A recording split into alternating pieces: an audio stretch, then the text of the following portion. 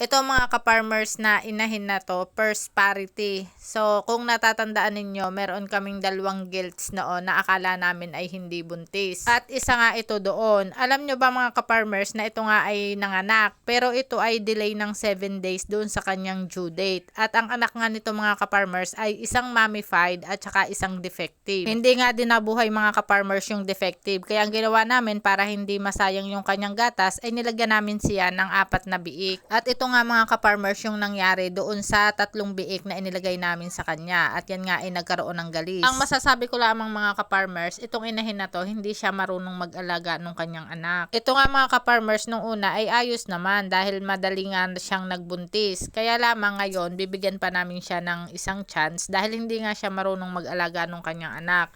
Biruin nyo naman yun ay 4 nga lamang yung aking inilagay doon, tapos nagkaroon pa ng galis. At yung mga biik na yun mga ka-farmers ay dito galing. So nagselect lamang kami dito ng tigigisa para nga laang may mailagay kami doon.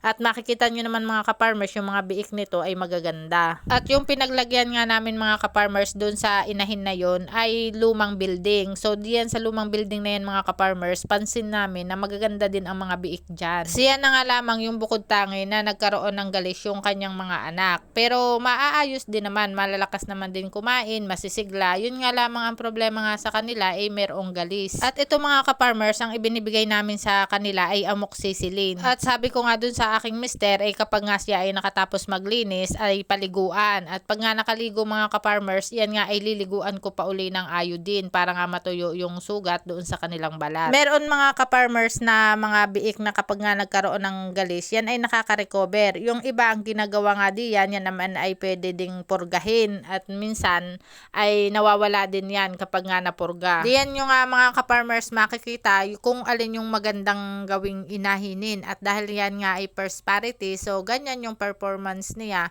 So bibigyan pa nga natin yan ng isa pang pagkakataon dahil maganda naman yung body condition ng ating inahin. At itong katabi mga ka-farmers niya, ito din yung isang kasamahan niya na gilt na akala namin ay hindi buntis dahil maliit nga ang tiyan. So may 12 yung anak, at yun po ay lahat ay buhay. Ganyan lamang po mga ka-farmers kapag dumalaga, hindi natin alam kung ano yung kaya niyang ibigay sa atin na production. At kung mapapansin nyo naman mga ka-farmers ay magaganda yung anak nitong isang gilt natin.